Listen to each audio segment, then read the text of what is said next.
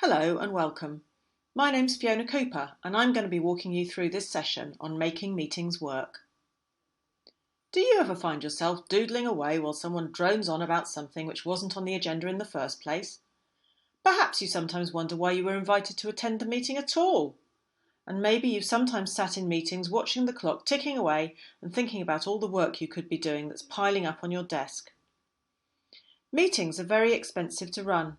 And that's why it's bizarre that we don't put more time into planning them and making sure that they work for everybody who attends.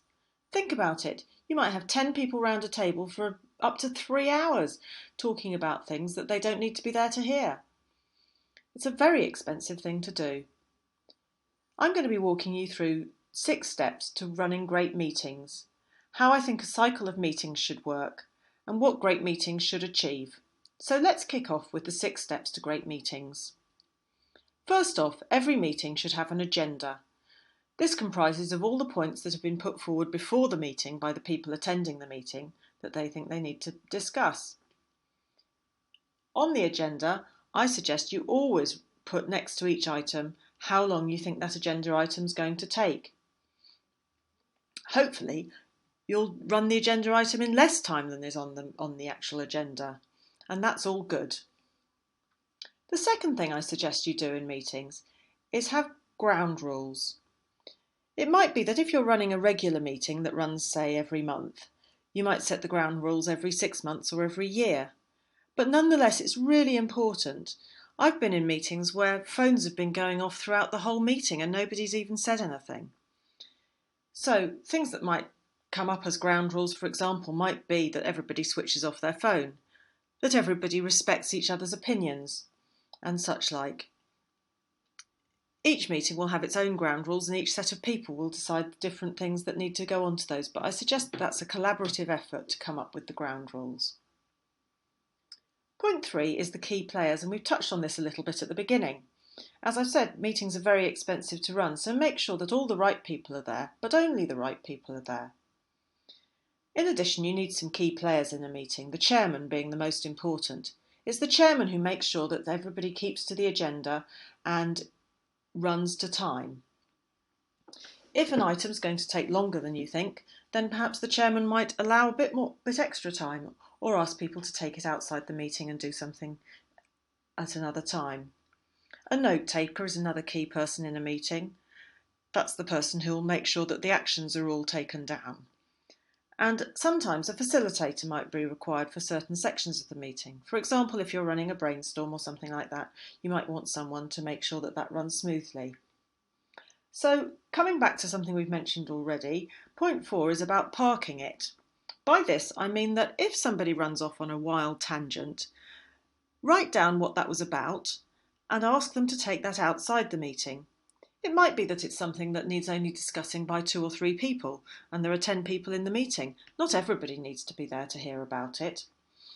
I usually have a piece of paper on the wall that has a list of items that are parked.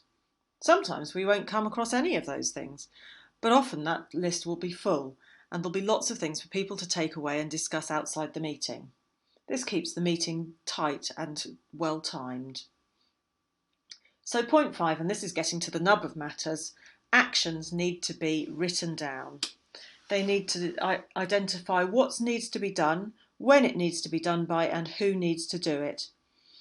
This is the nub of getting meetings being effective and making sure that they incite action. And point 6 adds to this. Point 6 is about follow-up. So if we come onto my next section, which is about the cycle of meetings, a meeting will happen, and if it's a regular meeting, the minutes of the meeting will go out, and hopefully those go out up to a week later. Between 3 and 5 days would be ideal, in my opinion. But then this is a step that's often missed out.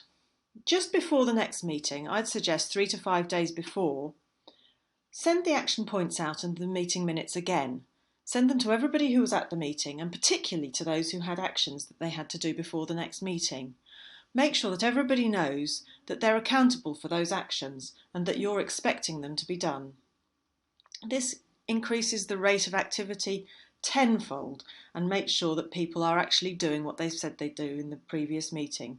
It also, of course, avoids the frustration of everybody coming to the next meeting and knowing that everything that was on the agenda last time is going to have to go back on the agenda this time. So, in summary, great meetings include the right people and only the right people. Ask the people who you know need to be there. They take as little time as possible. So make sure you're covering all the points you intended to cover, and make sure you're getting action out of them. But don't go off on wild tangents, park those things and bring them up later. Great meetings achieve their objectives, so whatever was on the agenda, make sure that it's covered. And finally, and very importantly, great meetings incite action. Anybody who's running a good meeting cycle will make sure that the actions are properly actioned and that everybody knows that they're accountable for what happens. That's the end of this session on making meetings work. Hope to see you again in another session. Bye-bye.